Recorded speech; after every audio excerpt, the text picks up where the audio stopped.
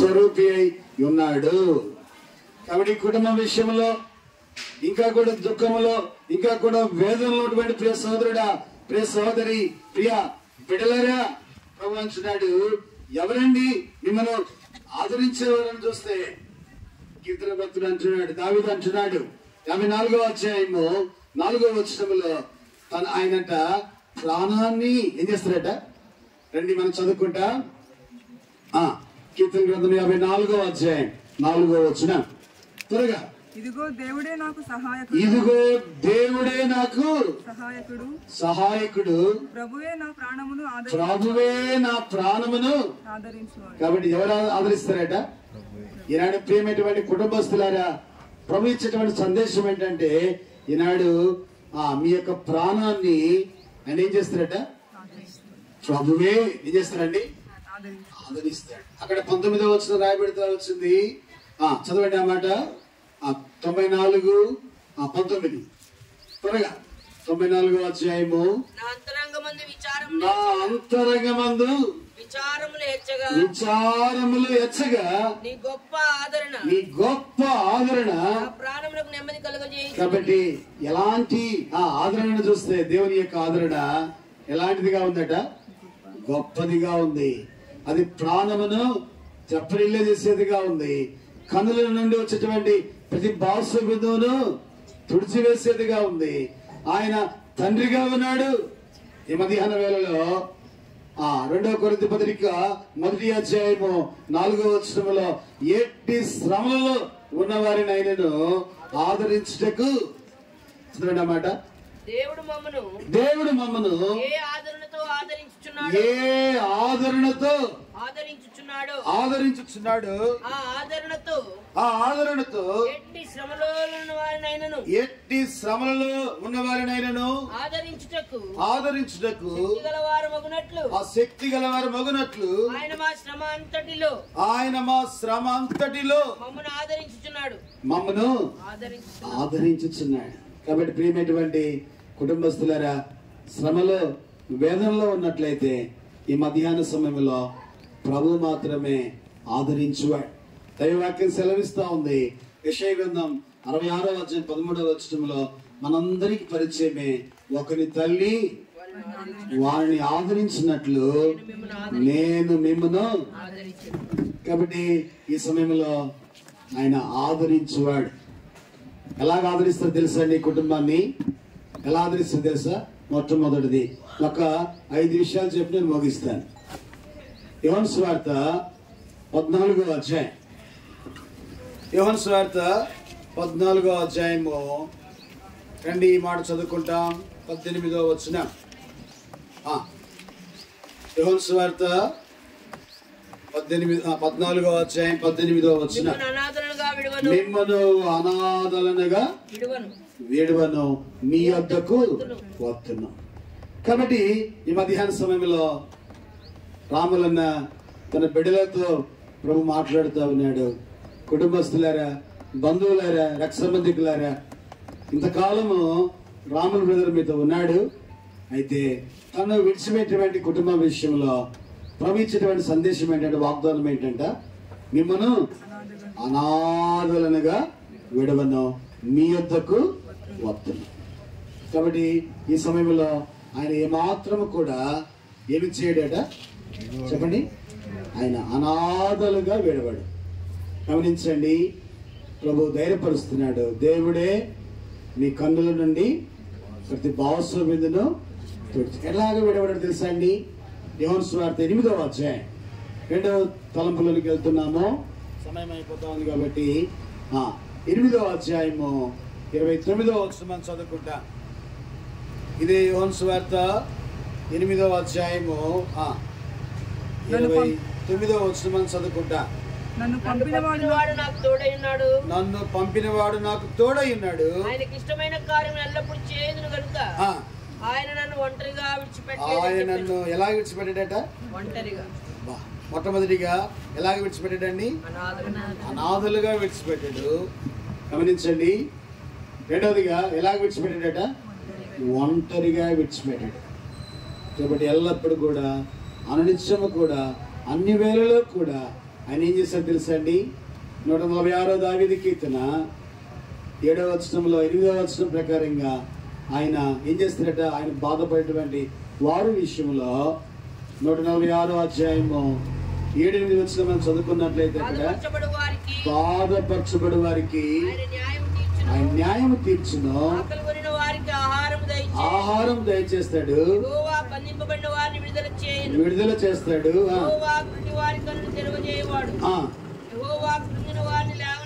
లేవనెత్తువాడు, ప్రేమించువాడు, తండ్రి లేని వారిని. కాబట్టి ఈ మధ్యాహ్న సమయంలో తండ్రి లేని వారిని, విధవరాండ్రను ఆదరించువాడు. కాబట్టి ఈ మధ్యాహ్న సమయంలో ఏమి చేయడంటే ఆయన చూస్తే అనాథలుగా విడవడు. రెండవదిగా ఎలాగ విడవడట? ఒంటరిగా విడిచేవాడు కాడు. మూడవదిగా మనం చదువుకుంటాం కీర్తన గ్రంథము 119వ అధ్యాయం. కీర్తన గ్రంథము 119వ అధ్యాయము 8వ వచనం మనం చదువుకుంటా. కీర్తన గ్రంథము 119వ అధ్యాయము 8వ వచనం. నీ కట్టడలను నేను గైకొందును, బొత్తిగా. కాబట్టి ప్రభు ఇచ్చేటువంటి వాగ్దానం ఏంటంటే, మొట్టమొదటిగా అనాథలుగా, రెండవదిగా ఒంటరిగా, మూడవదిగా ఎలా విడవడట? బొత్తిగా. కాబట్టి మధ్యాహ్న సమయంలో అందరూ విడిచిన గాని ప్రభు మాత్రం ఏం చేయడట? విడిచిపెట్టేటువంటి దేవుడు. ఇంకా కూడా లోకములో, ఇంకా కూడా చీకటిలో, ఇంకా కూడా అపవిత్రతలో, ఇంకా కూడా తిరుగులాడేటువంటి స్థితిలో, మానస బ్రతుకుల్లో ఉన్నావేమో. ఈ గ్రంథం సెలవిస్తా ఉంది, ప్రభువైన యేసుక్రీస్తు వారు నీతో నాతో మాట్లాడుతూ ఉన్నాడు. యేసు నేనే మార్గము, నేనే సత్యము, నేనే జీవము.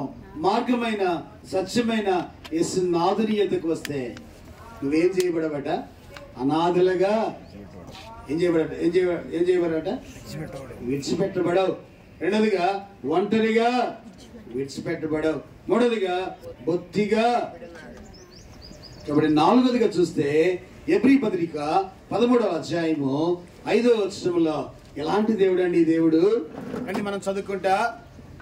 ఎలాంటి దేవుడు ఈ దేవుడు అని చూస్తే ఈ మాట మనం చదువుకుంటా. ధనాపేక్ష లేని వారై మీకు కలిగిన వాటితో తృప్తి పొందియుండుడి, మీకు కలిగిన వాటితో తృప్తి పొందియుండుడి, నిన్ను ఏ మాత్రమును విడువను.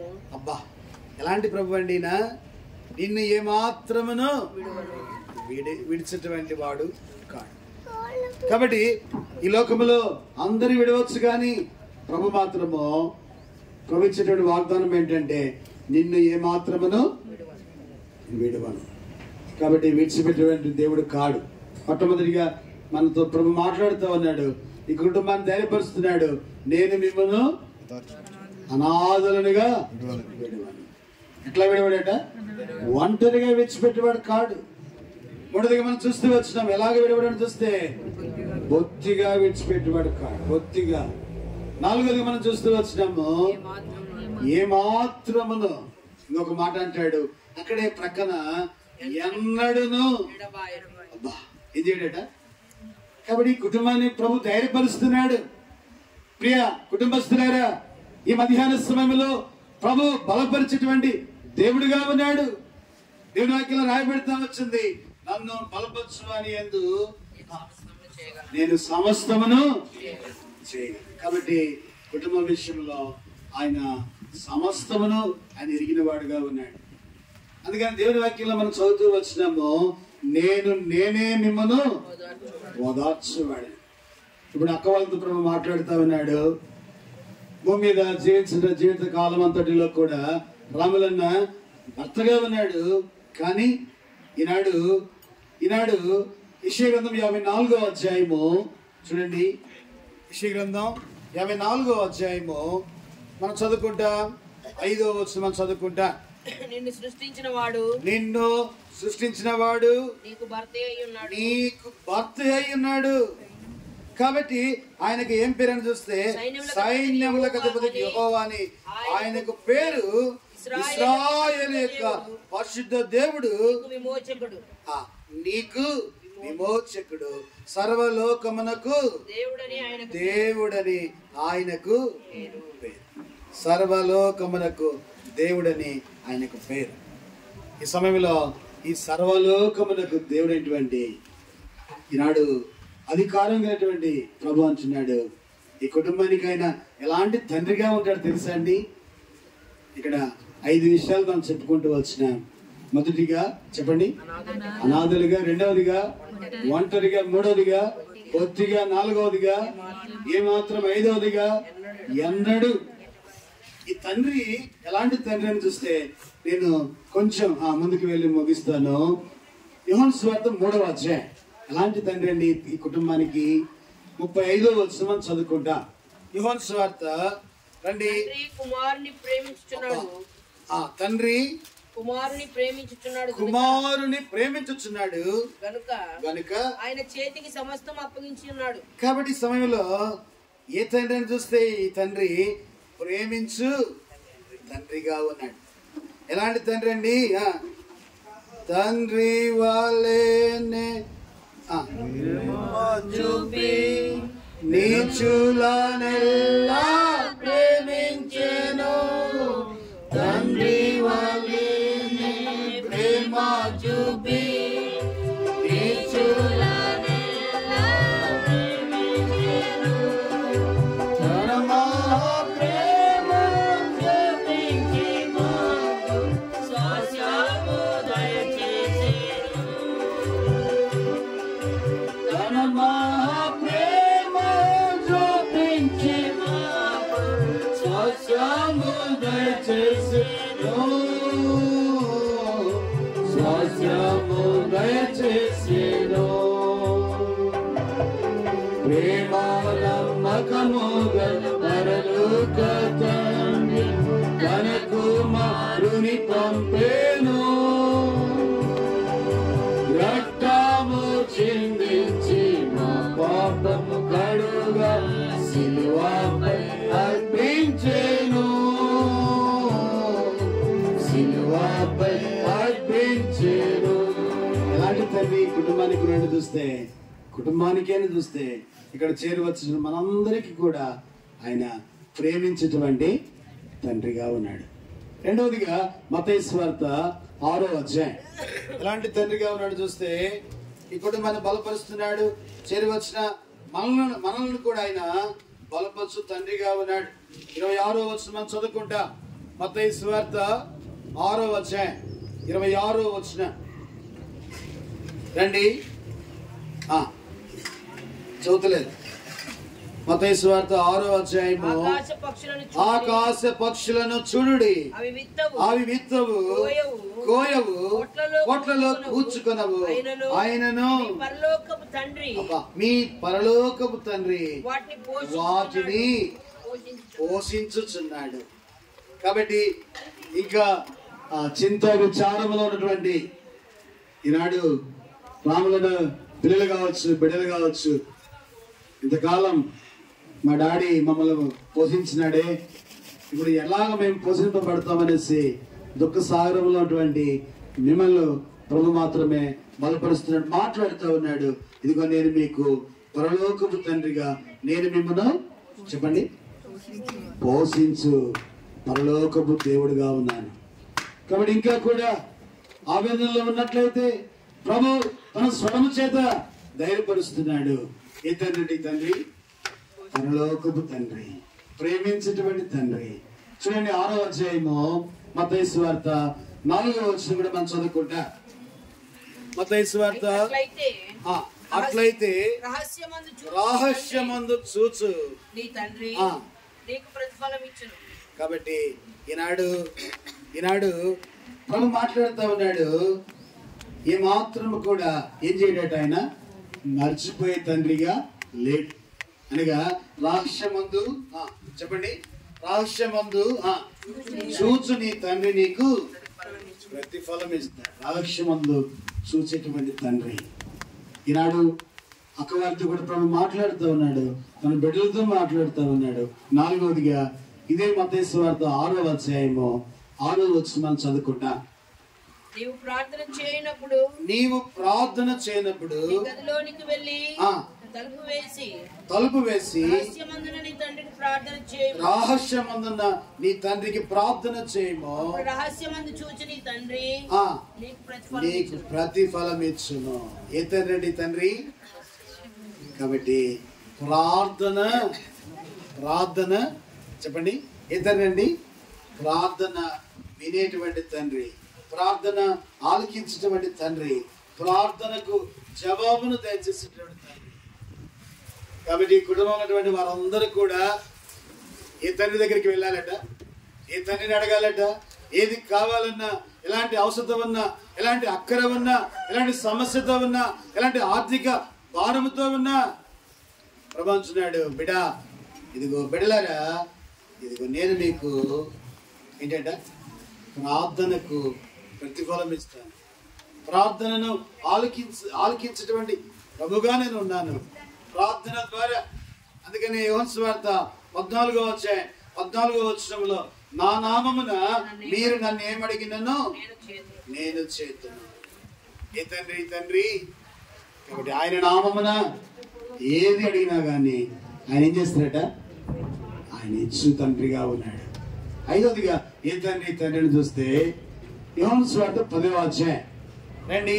యోహాను సువార్త 10వ అధ్యాయము 36వ వచనం చదువుకుంటా. తండ్రి ప్రతిష్ఠ చేసి ఈ లోకంలోనికి పంపిన వానితో నీవు దేవదూషణ చేయించున్నావని చెప్పుదురా. నేను నా తండ్రి క్రియలు చేయని ఎడల నన్ను నమ్మకుడి, చేసిన ఎడల నన్ను నమ్ముకున్నాను. తండ్రి నా యందును నేను తండ్రి యందును. కాబట్టి ఇక్కడ ఏ తండ్రిని చూస్తే ఇక్కడ తండ్రి ప్రతిష్ఠ చేసి. కాబట్టి ఈ సమయంలో ఆయన నీతో ప్రభు మాట్లాడినటువంటి మాట ఏంటంటే ప్రతిష్ఠిత చేసేటువంటి తండ్రి. ఏ తండ్రి అట? ఈ మధ్యాహ్న సమయంలో ప్రేమించేటువంటి తండ్రి. ఎలాంటి తండ్రిని చూస్తే ఎలాంటి తండ్రి అండి ఈ తండ్రి? కాబట్టి ప్రియ సహోదరుడా, ఈ మధ్యాహ్న సమయంలో ఈ లోకము ఏమాత్రం కూడా మనకు శాశ్వతమైనదా? ఏమాత్రం కాదు. ప్రియ సహోదరుడు, రాములన్న ఏ విధంగా అయితే ఈ లోకాన్ని విడిచి వెళ్ళిపోతూ వచ్చినాడో నీవు నేను కూడా ఒక దినమందు ఏమి చేయవలసిన వారన్నమాట. 2 కొరింథీ పత్రిక 5వ అధ్యాయం 1వ వచనంలో ఈ మాట రాయబడుతూ వచ్చింది. అండి 2 కొరింథీ పత్రిక 5వ అధ్యాయము 1వ వచనం. భూమి మీద మన గుడారమైన ఈ నివాసం శిథిలమై పోయినను చేతి పని కాక దేవుని చేత కట్టబడినదియు నివాసం పరలోకమందు మనకున్నదని ఎరుగుదుము. కాబట్టి ఈ సమయంలో ఈ జ్ఞాపకార్థ కూడికి వచ్చినట్టు ప్రియ సోదరుడా, ఓ తండ్రి, ఓ తల్లి, ఓ అన్న, ఓ తమ్ముడా, ఓ చెల్లి, ఈ లోకము శాశ్వతము కాదని ఏం చేయాలి చూస్తే జ్ఞాపకములోనికి తెచ్చుకోవాలి. ఈనాడు ఈ లోకములో మనం ఎవరేమని చూస్తే యాత్రికులమే. ఎవరమాట? మనము యాత్రికులం. యాత్రికులు అంటే చూడండి, 2వ దినవృత్తాంతాల గ్రంథం 29వ అధ్యాయం. 2వ దినవృత్తాంతాల గ్రంథం 29వ అధ్యాయం. నాకు ఇచ్చిన సమయం అయిపోయినట్టుంది, ముగిస్తాను నేను. 15వ వచనం. 2వ దినవృత్తాంతాల గ్రంథం 29వ అధ్యాయము 15వ వచనం. వీరు తమ సహోదరులను సమకూర్చి తమను ప్రతిష్ఠించుకొని యెహోవా మాటలను బట్టి రాజు ఇచ్చిన ఆజ్ఞ చొప్పున యెహోవా మందిరమును పవిత్రపరచుటకు వచ్చిరి. పవిత్రపరచుటకై యాజకులు యెహోవా మందిరపు లోపలి భాగంలోకి పోయి యెహోవా మందిరములో తమకు కనబడిన నిషిద్ధ వస్తువులన్నిటినీ యెహోవా మందిరపు ఆవరణంలోనికి తీసుకొని రాగా లేవీలు వాటిని ఎత్తి కిద్రోను వాగులో పరవేసి. కాబట్టి ఈ భాగంలో మనం చూస్తే ఇక్కడ ఈ జ్ఞాపకార్థ అనగా ఆదరణ కొడుకు వచ్చిన ప్రియ సోదరుడు సోదరి, ఈ లోకంలో ఉన్నటువంటి జీవించేటువంటి నీతో నాతో ప్రభు మాట్లాడుతూ ఉన్నాడు. దేవునికి అయిష్టమైనటువంటి ఏదైనా ఉన్నట్లయితే ఈ కూడిక విడిచిపెట్టక ముందుగా, ఈ స్థలమును విడవక ముందుగా ఈనాడు దేవునికి అయిష్టమైనటువంటి వాటన్నిటిని కూడా తీసి ఏం చేయాలట? పారవేయబడ్డానికి ఇష్టపడాలి. అనగా పరలోకపు తండ్రి మన మధ్యలో ఉన్నాడు. పరలోక ఆ ప్రభు నీతో మాట్లాడుతున్నాడు. నేను మిమ్మల్ని ఆదరించేటువంటి దేవుడును, నేను మిమ్మల్ని పోషించే దేవుడును, నేను నిన్ను బలపరిచేటువంటి దేవుడును, నేను నీ యొద్దకు వచ్చి నిన్ను ఆశీర్వదించేటువంటి దేవుడినని ప్రభు మాట్లాడుతున్నాడు. ఈనాడు ఎంతో శ్రేష్టమైన దినము. దేవుని వాక్యం రాయబడితే వచ్చింది. ప్రసంగి గ్రంథము 7వ అధ్యాయం 1వ వచనంలో ఏం రాయబడి చూసి తెలుసా అండి? ఒకని జన్మదినము కంటే ఒకని మరణ దినమే, చదవండి మీరు, చదివితే బాగుంటుంది అనుకుంటా. సుగంధ తైలము కంటే మంచి పేరు మేలు ఒకని జన్మదినము కంటే ఈ మరణ దినములోనికి వచ్చినటువంటి ప్రియ సహోదరుడా, ప్రియ సహోదరుడు, రాములన్న గారిని నువ్వు చూడాలంటే ఈ మధ్యాహ్న వేళలో ప్రభువైన యేసుక్రీస్తు ప్రభుని వారికి హృదయం ఇవ్వాలి. ఈనాడు మానవుని యొక్క హృదయము అది ఎంతో ఘోరమైనదిగా ఉంది, అది ఘోరమైన వ్యాధి గలదిగా ఉంది. ఈనాడు మానవుని యొక్క హృదయంలో ఎంతో చెడిపోయినదిగా ఉంది. మార్క్స్ వార్త 7వ అధ్యాయం 21వ వచనం ప్రకారంగా మానవుని యొక్క హృదయంలో ఉన్నటువంటి ఈ జాబితా అంతా కూడా దేవునికి ప్రభుకి ఇష్టము కానిదిగా ఉంది. అనగా దేవుని వాక్యం సెలవిస్తా ఉంది. మార్క్స్ వార్త 7వ అధ్యాయం 37వ వచనంలో ఈయన సమస్తమును బాగుగా చేసి ఉన్నాడు. కాబట్టి ఎప్పుడైతే బాగు చేస్తూ వచ్చినాడో, స్వస్థపరుస్తూ వచ్చినాడో, అక్కడ ఉన్న వారందరూ కూడా అపరిమితముగా మరేం చేయబడ్డారండి? ఆశ్చర్యపడ్డారు. ప్రియ సోదరుడా, రాములన్న గారి యొక్క ఈ మరణ ఈ సమయంలో, ఈ జ్ఞాపకార్థ సమయంలో ఈనాడు నీవు కూడా హృదయం మార్చబడి, బ్రతుకు మార్చబడి, కుటుంబం మార్చబడి ఈ మధ్యాహ్న వేళలో ప్రభువైన యేసుక్రీస్తు ప్రభుల వారికి హృదయం ఇస్తే ఆయన ఎంత సంతోషిస్తాడు తెలుసా అండి? ప్రభు అంటున్నాడు, నేను ఏమాత్రము నిన్ను విడవను ఎడబాయి అన్నాడు. దావీదు మరణమైనటువంటి సమయంలో మనందరినీ పిలుస్తూ వచ్చాడట. ఆ మాట చదువుకుంటే బాగుంటుంది అనుకుంటా. 1 రాజుల గ్రంథం చూడండి 2వ అధ్యాయంలో చదవండి ఆ మాట. రాజుల గ్రంథం 1 రాజులు 2వ అధ్యాయము 1-2 వచనాలు. దావీదునకు మరణకాలం సమీపింపగా అతడు తన కుమారుడైన సొలొమోనుకు ఇలాగు ఆజ్ఞ ఇచ్చెను, లోకులందరూ పోవలసిన మార్గమున నేను పోవచ్చున్నాను. నీవు ధైర్యం తెచ్చుకొని నిబ్బరము కలిగి అప్పగించిన దాన్ని కాపాడి ఆయన మార్గములను అనుసరించి నడిచిన ఎడల. కాబట్టి ఈనాడు దావీదట తన బిడ్డలు ఏం చేస్తా వచ్చాడట? బలపరుస్తున్నాడు, ధైర్యపరుస్తున్నాడు. ఈనాడు ప్రభు కూడా మనం బలపరుస్తున్నాడు. కాబట్టి నిబ్బరం గలవారముగా, ధైర్యం గలవారముగా యెహోషువ ఆనాడు సవాలు విసురుతూ వచ్చినాడు. మీరు ఎవరు సేవించినా సేవించకపోయినా నేనును నాయించేవారును ఏం చేస్తామట? కాబట్టి యెహోవానే సేవిస్తాం.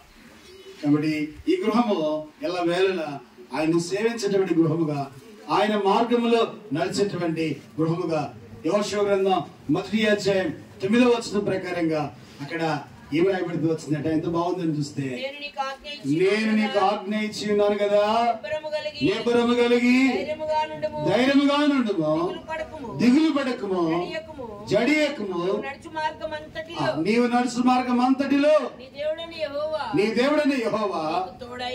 కాబట్టి రాములన్న గారి యొక్క అల్లులు కావచ్చు, ఆ విధంగా మరి కుమార్తెలు కావచ్చు, దైవ సేవకుడు కావచ్చు, ఈ మధ్యాహ్న వేళలో ప్రభు ఏం చేస్తున్నారట? కాబట్టి దైవజనుడు మోహన్ కూడా మా మామగారు ఉన్నప్పుడు ఎంత బాగుంటూ వచ్చిందో, నాకెంత బలం ఉండేదిగా ఉంటూ వచ్చింది కదా. కాబట్టి ఈనాడు కూడా రానున్న దినాల్లో కూడా బలమైనటువంటి దేవుడు ప్రభువైన యేసుక్రీస్తు వారు. అందుకనే యెషయా గ్రంథం 9వ అధ్యాయంలో ఆయనకు పేరు ఉందండి. ఏ పేరట? ఆశ్చర్యకరుడు, ఆలోచనకర్త. చదువుతలేరమ్మా, ముగిస్తున్నాను, ఇంకా ముగిస్తున్నా అంటున్నా పోతున్నా. చదవండి. ఏలయనగా శిశువు పుట్టెను, అనుగ్రహింపబడెను. ఆయన భుజము మీద రాజ్యభారముండెను. ఆశ్చర్యకరుడు, ఆలోచనకర్త, బలవంతుడైన దేవుడు. ఈ సమయంలో అట్టి దేవుడు ఈ కుటుంబాన్ని బలపరిచి ఆదరించి వీరి కన్నుల ప్రతి బాసు మీదను తుడచి వేయను గాక. ప్రభు ఈ మాటలను దీవించి ఆశీర్వదించును గాక.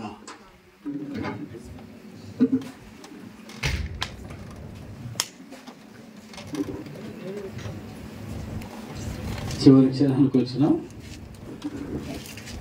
ఎందుకంటే వాళ్ళు వచ్చేదాకా ఇది ముగించింది ఉన్నారు. వాళ్ళు ఏమనుకుంటారంటే వాళ్ళు ప్రార్థన అయిపోతున్న పోదాం అనుకుంటారు. మనం ఏమనుకుంటామంటే వాళ్ళు వచ్చేదాకా కూడా ఇది ఏం కాదు. ఇంత ఖర్చుడు సువార్త చెప్పు పెడతారు. రైట్. కాబట్టి దేవుడు చక్కని వర్తమానాన్ని దేవుడు మనకు అనుగ్రహించినాడు. చిన్న ప్రార్థన చేసుకుందాం. ఆ తర్వాత ఇంకో పాడిన తర్వాత మనము కొన్ని సాక్ష్యాలు విని వాళ్ళు వచ్చిన చివరికి 10-15 నిమిషాలు మనం ముగించుకుందాం. అన్న దేవుడిని ప్రార్థన చేస్తాం.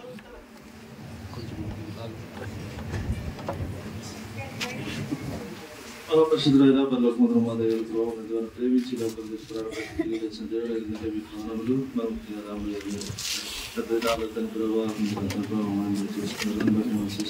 విశ్వాసం వచ్చినటువంటి నమ్మకించినటువంటి రక్షణ పొందినటువంటి దేవుడు కోరుతున్నాడు. ముఖ్యంగా తండ్రి ప్రభావ ఆయన విడబడినటువంటి కుటుంబం తన ప్రభావ విధంగా సంఘం తన ప్రభావ ఉన్నటువంటి చుట్టుపక్కల వారు తన ప్రభావ ఏర్పాటు చేసినటువంటి ఆదరణ కోరిక తన ప్రభావ జ్ఞాపకత కోరికను బట్టి మీ కొందములు ముఖ్యంగా తన ప్రభావ దాసంతో తన ప్రభావ తెలియజేయబడినటువంటి వాక్యం బట్టి కొందరు స్తోత్రం చేసుకున్న దేవుడు వారికి కాపాడండి. వారి యొక్క తన ప్రభావ ప్రతి భాష ముందు తుడిచివేయడానికి తన ప్రభావ మీద సెలవుచ్చినటువంటి వారికి వాక్యము వాగ్దానం ఉంటాయి మీ కొందములు.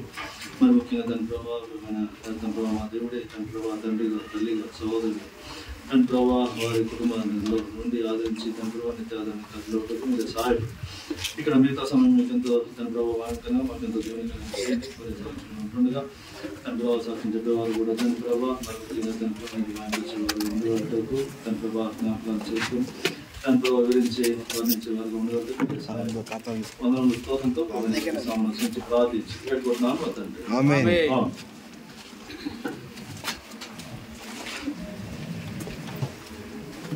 ఓ పాట పాడదాము.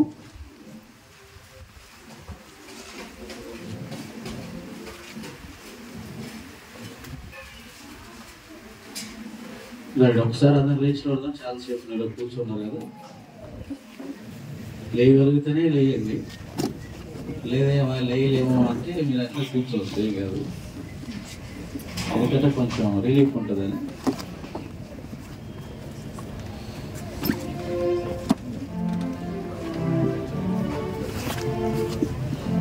పాసకి 672 పడుతున్నాం. పాతదంతా 650. వేల వేళలందు కష్టకాలం ముందు వల్లకుండా యేసు స్తుతి.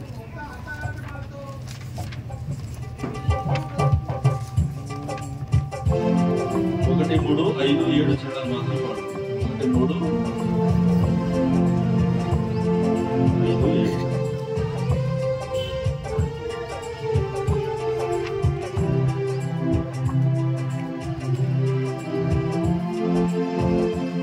ಎಲ್ಲ ವೇಳಲಂದು ಕಷ್ಟಕಾಲವಂದು ಬಲವುಳ್ಳ యేసు స్తుతిందు. ಎಲ್ಲನೂ ನೀವೇ ನಾಗೆಲ್ಲಡಲ ಬಲಪಡದೆ ವಿವರಿಪ. ಎಲ್ಲನೂ ನೀವೇ ನಾಗೆಲ್ಲಡಲ ಬಲಪಡದೆ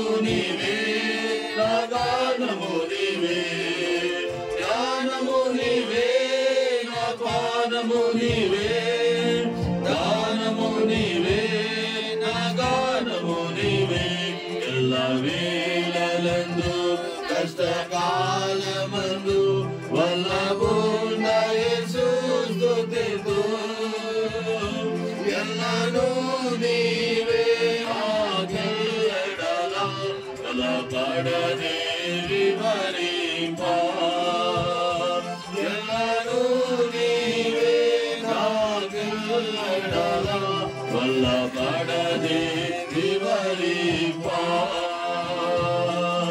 నిత్యుడా నీవే నా సత్యుడా నీవే స్తోత్రము నీవే నా నేత్రము నీవే నిత్యుడా నీవే నా సత్యుడా నీవే స్తోత్రము నీవే నా నేత్రము నీవే ఎల్ల వేళలందు కష్టకాలమందు వల్లభున్న యేసు స్తుతితు